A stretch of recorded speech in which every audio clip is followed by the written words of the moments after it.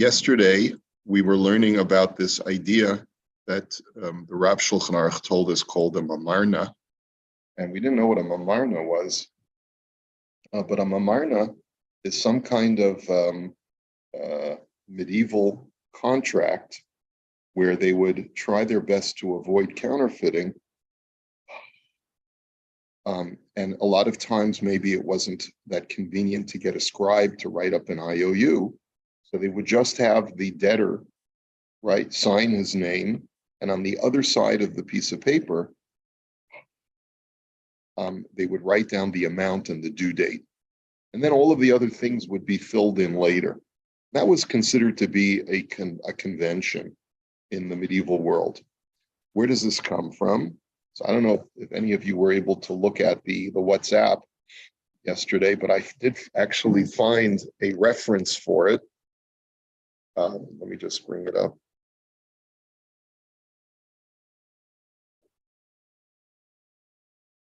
There we go.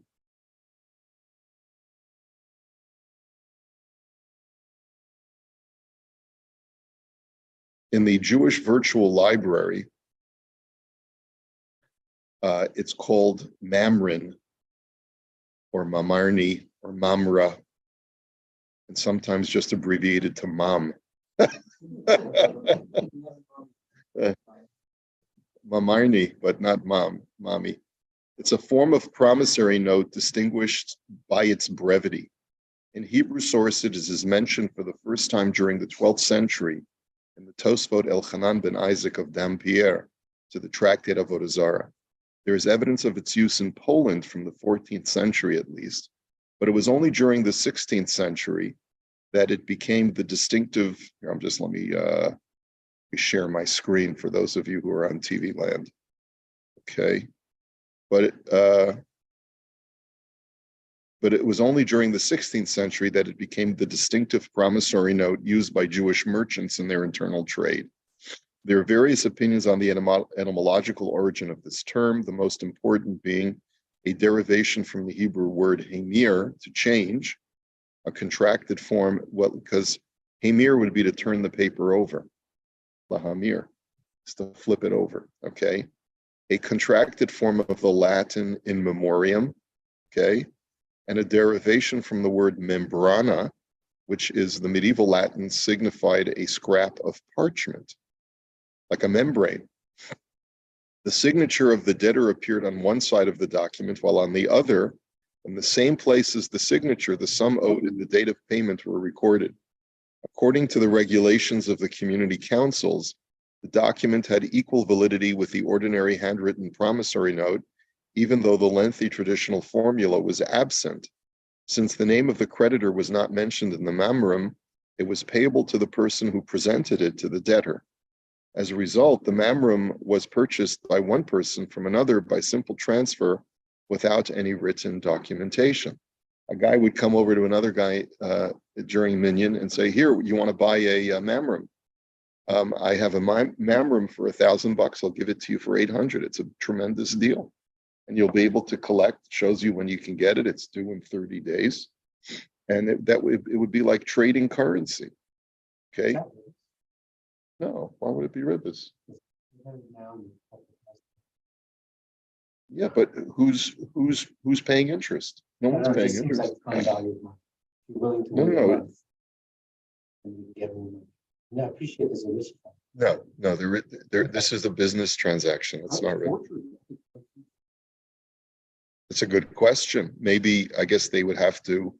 You'd either have to trust the guy that was selling it to you, or you would have to recognize the signature of the person.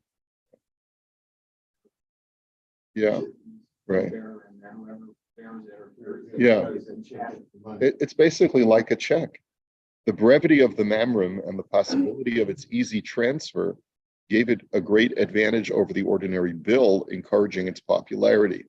It was most common in Poland, especially during the 16th century, and the trading of mamramim became a frequent occurrence.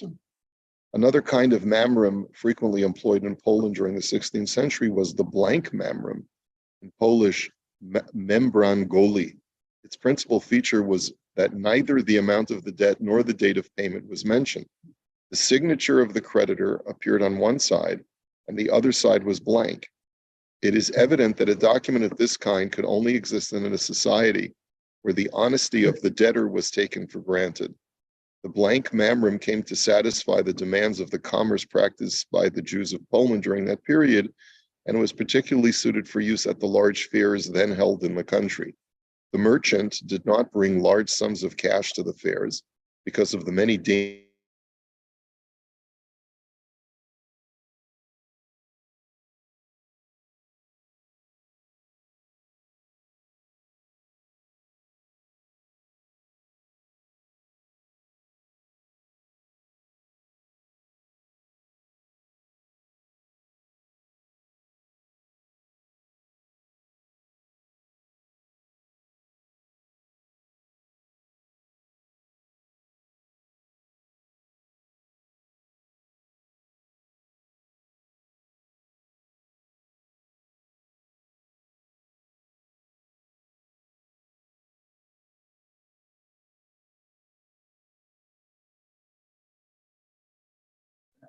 Sorry, everybody.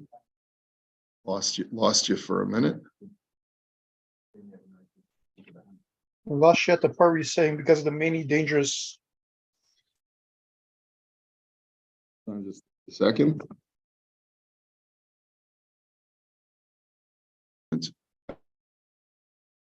Hopefully that won't happen.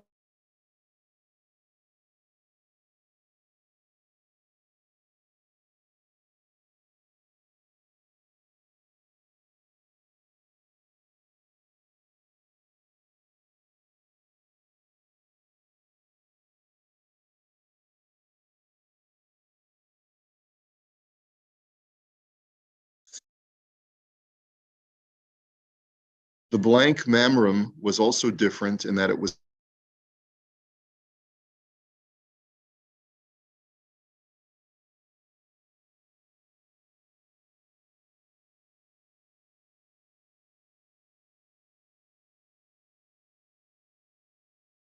its use. Most authorities sanctioned it, however, because it had already become the custom in these lands to collect by it according to the legislations of the countries. It was still in use among Polish Jews in the first half of the 19th century. Okay, so I certainly learned something new today. I never knew about the mamrim. I don't remember ever learning it. It's from a Tosfos and Avodah Zarah. So that's really quite helpful. Let me share my screen, the Imrei Yaakov again. Okay, and here we go. So we were talking about this mamarna, mamarni, mamrim. Okay, so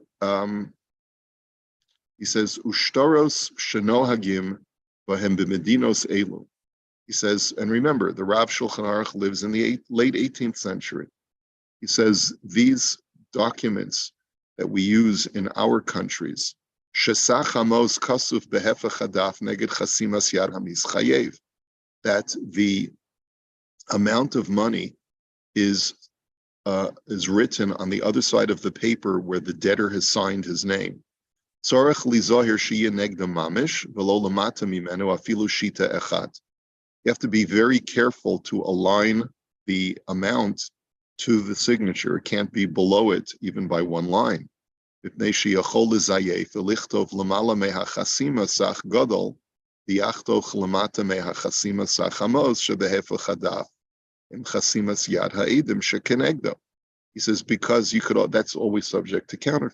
always snip off the bottom of the paper where the original amount was written, in case it was written below the signature on the other side of the paper. And then you would have this trick, right? And then you would have a promissory note, could have the witness's signature above the debtor's signature.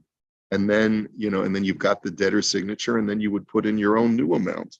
V'lo yihi shtar chov be'edim, ela chasimas yad hamischayev al sach gadol.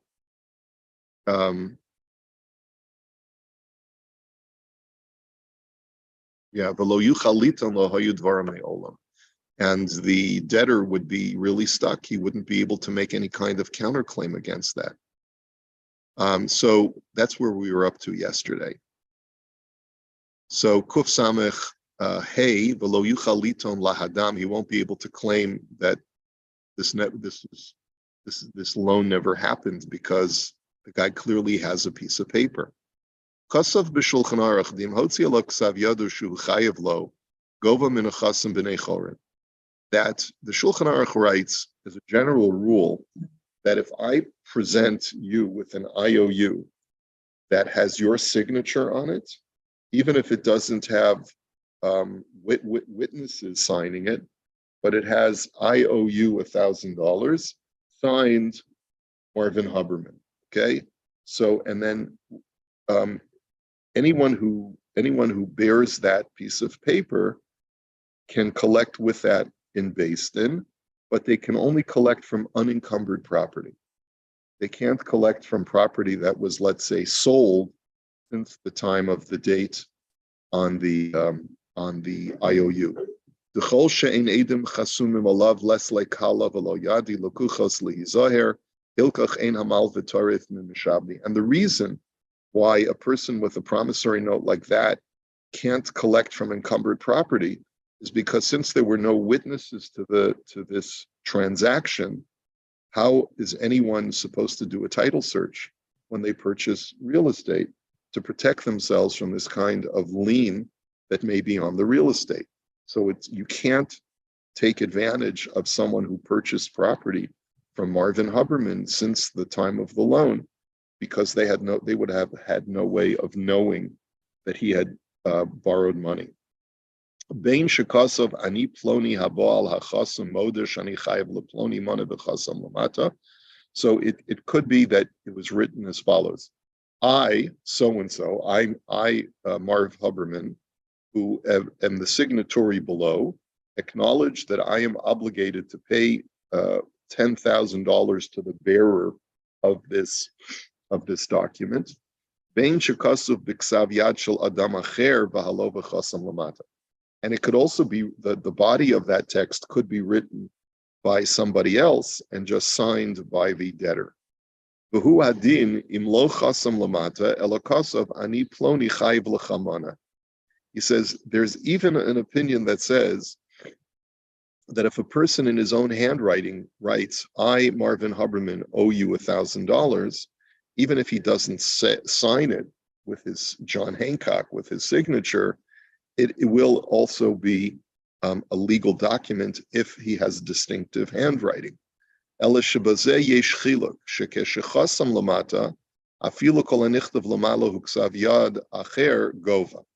says, but in that case, it would have to be done in his handwriting. If it was done by somebody else, like a scribe wrote it, and then Marvin never signed it, so it has no power of collection. But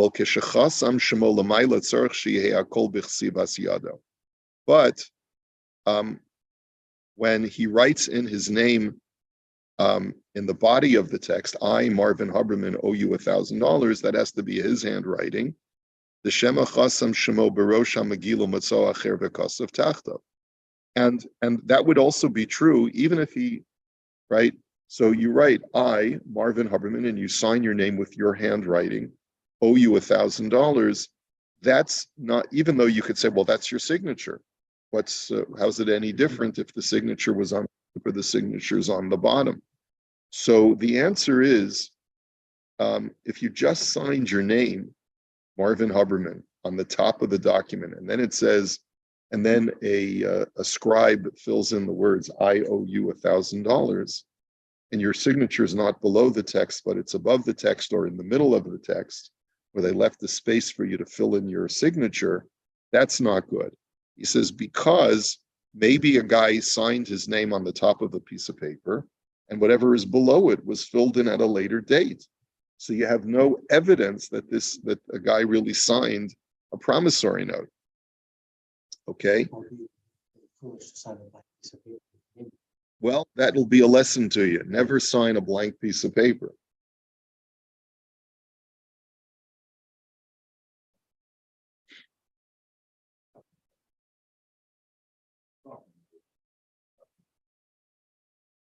Yeah, it could also be done. That could also be done, right? Right. V'afilu lo kasav shmo klal ela shekasav ani chayev leploni kach v'kach. And furthermore, even if a person doesn't write his name at all, but in his handwriting, he says, I owe Joe B $1,000. And it's clearly Marv Huberman's handwriting. Kevin Shuhuk Sav Yado Chayev. If we can verify that this is Marvin's handwriting, and everyone recognizes it as Marvin's handwriting, so that it can be collectible in Beis Din as well. He says, therefore, if they're what are pitkaot are basically scraps of paper that have legal information on them, that sometimes partners will produce upon each other or for each other or to all v'hu ksav yadam. Afilu eid bo chasima klal ela nichtav o kibalti biyom ploni kach v'kach. Let's say it just says there's two guys in a partnership, and they exchange goods and funds all the time with each other, but just to make sure that they're keeping a running tab on what's being brought in and what's going out of the business, each one signs his name and says, on such and such a date, I got 100 pounds of fish, right? And or I took it out of the business or whatever it is. So even if he doesn't sign his name, Govin Bom Bibnei Chorin, if he took it out of the business and we want to be, and then he contests it later, we can use that promissory note to collect and put it back in the business from his private funds, but only from unencumbered property. Ve'eno neman lomar lo hayu dvar me'olam, and he cannot say lo hayu dvar me'olam, which is a statement basically saying, I never wrote this piece of paper. Well, why is it in your handwriting? So you must have forgotten. It happens. You get busy during the day. You're in the middle of business. You scribble out something saying, okay, I took this box of fish from the warehouse or whatever, and you forgot about it. But here it is. It's right. It's in your handwriting. You acknowledge it's your handwriting. We know it's your handwriting. So therefore, a person cannot make the claim that I didn't do it. Od Kosav HaShulchan Aruch. Shulchan Aruch also writes, Afilu niskayim bebeis din shu ksav yado, ein lo ela din malva al peh be'edim, ve'eno go v'lo min hayorshim v'lo min halakuchas. So even if a person's handwriting has been verified in Beis, that this is his handwriting, it's been verified in Beis Din, but nonetheless, you cannot collect, like we said, from unencumbered property, but that also includes that if the debtor passes away, you cannot collect from his heirs, and you cannot collect from anyone who has purchased property from him since that date. Ela mimenu im hoda shelo para. But you can only collect from him if he admits that he's never paid what is written on that paper. Avalim toan parati neman. But, and here's a huge loophole, what if he says, but I put back that box of fish. I paid for that box of fish, put it back in the company. On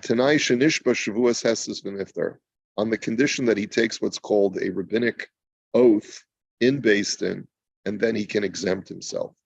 And the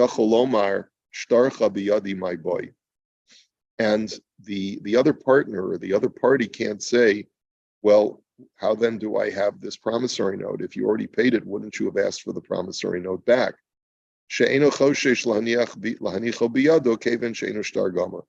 And the reason why that claim is not valid, why then didn't you take the promissory note back, is because it's not a full promissory note. In other words, people are only concerned about promissory notes when it's gone through a process of having a scribe write it, having two witnesses witness it, and so forth. But if a person just signed a piece of paper saying, I Marvin Huberman owe you $1,000, even if Marvin pays back the debt, he's not always going to be careful about saying, give me back the IOU, because it doesn't have the standing of a full and complete shtar. And therefore, if Joby took Marvin to Beis Din, and said, I have an IOU that Marvin borrowed $1,000 from me, and he's not paying me back. And Marvin can stand in front of the Beis Din and say, I did borrow $1,000 from him, but I paid him last month. I just didn't take back the promissory note because it wasn't really, it just was a scrap of paper. Because of Harama, the filu kasav lo biksav yado chasimas yadi dilamata toida like edim afilu hachilo havirak kishar ksivas yad. And that's true, the Rama writes, even if in the IOU Marvin wrote, my signature below shall act in the stead of 100 witnesses. In other words, he wants to reinforce his signature, right? He says it's still if Marvin were to make the claim that he paid it, that would be admissible in Beis Din. Yeah. Let me just finish the text and then we'll take some questions. The eno gova bo mimishabdi, and therefore Joby will not be able to collect from any encumbered property. The gam neman lomer parati kishembo nemanus, and also Marvin will be believed if he makes the claim that I paid it back. The chol shelo chasini aleha edim les lekala, and the reason for this is because anytime a promissory note lacks witnesses, there is no. This is not a publicized event, and therefore you can't collect from property that had been sold off by Marvin since then, because the buyers would not have known about this transaction, this debt that was generated. And furthermore, a debtor will sometimes not care about picking up the piece of paper after he's paid back the debt, because again, it doesn't have witnesses' signatures, it only has his own signature. So that's really quite, this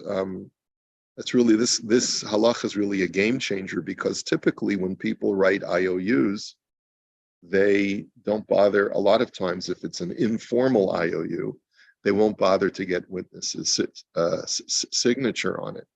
It's only when witnesses sign it that you can actually use the claim. Hey, you can't say you paid it back. If you would have paid it back, you would have asked for your paper back. Yeah, I lent someone money once and they gave me an IOU and I forgot to give them back the paper and they forgot to ask for it. I destroyed it afterwards, right? Once I discovered that I had forgotten to give it to him. But the fact of the matter is that he would not have been able, I would not have been able to use it as an instrument of collection if he would have claimed that he paid it back. And let's say I wanted to try to double dip and get a second payment from him. I wouldn't have been able to collect if he would have just claimed in Beis Din I paid you back. Okay, important halacha. Okay, go ahead. Questions, comments? Can he also claim that he never did it? He never wrote it? No. So that much he can't claim. That's what we said before. Right. So. He can't claim lo hayu dvarim me'olam. That if he were to claim that in Beis Din would say, aha, we caught you in a lie. We verified that this is your handwriting. That's clearly your signature. Even if it could have been a forgery, right? In other words, we don't suspect forgery. We say, sorry, Mr. Huberman, you're out of luck. Pay the debt. This is your handwriting. This is your signature. You say that you were just practicing your handwriting on blank pieces of paper. Well, tough luck, serves you right for doing something foolish like that. Yeah.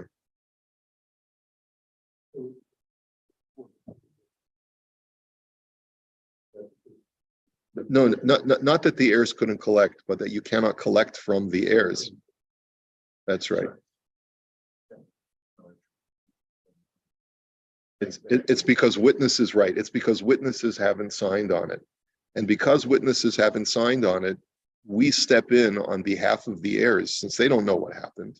They don't know whether their father paid it back or not.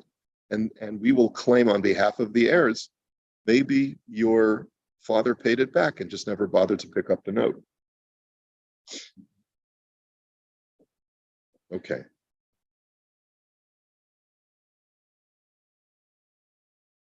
Yeah. So that's actually an important lesson, that a person should not indiscriminately just sign his name. Now, it is curious because in my office, they have a copy of my electronic signature. And so let's say they need a letter signed really quick and I'm not in the office.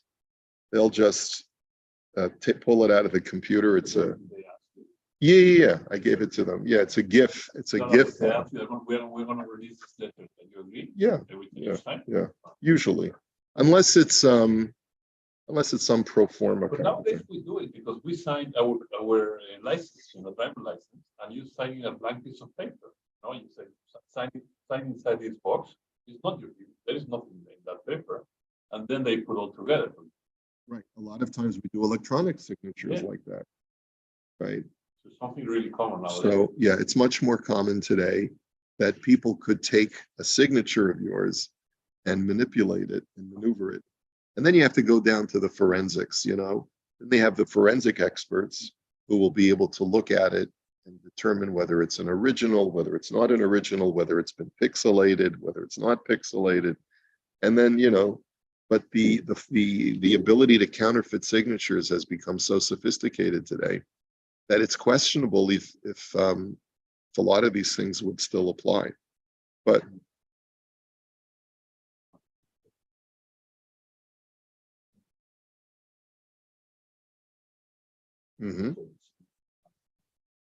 yeah, we do electronic signatures all the time. What's that company that my kids send me? Just what? DocuSign. There you go.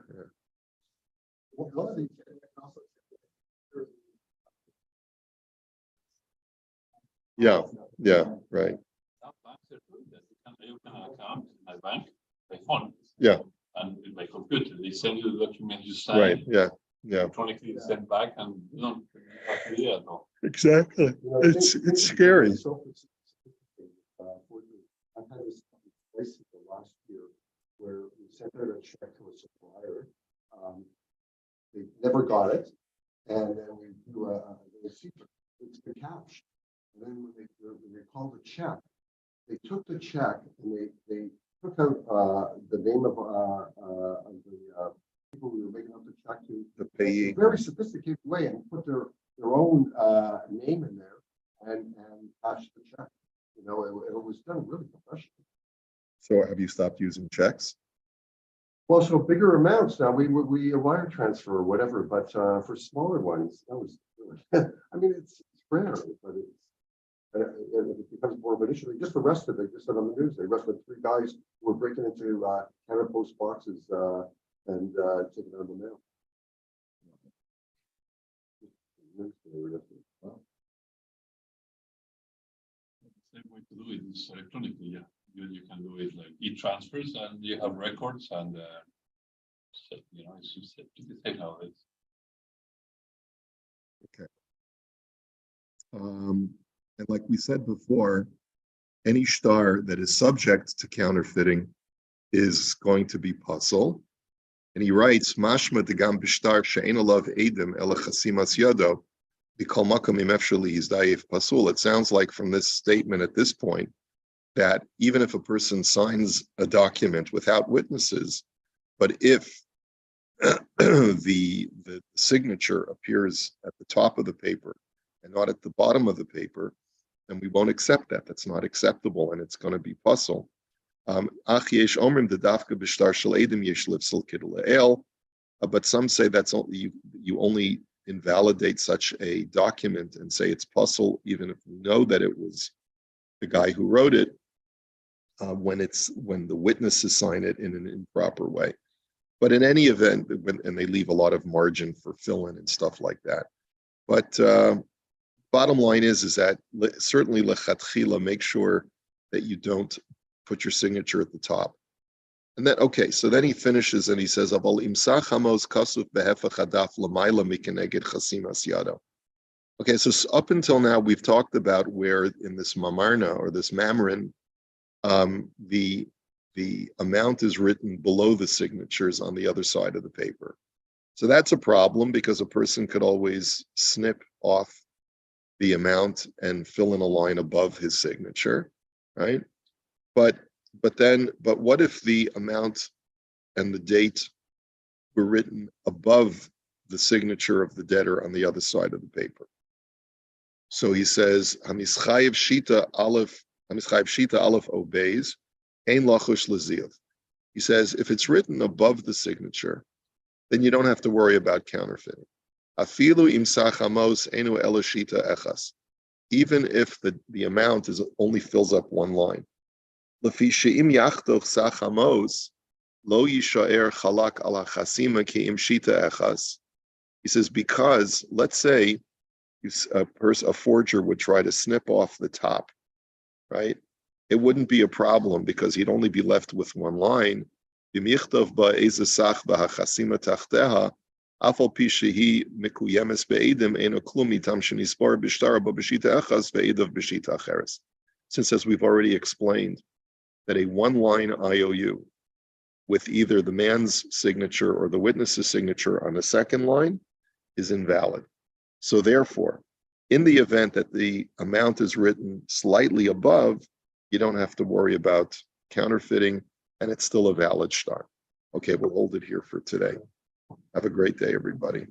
How did they transmit all these rules to the people? Because if you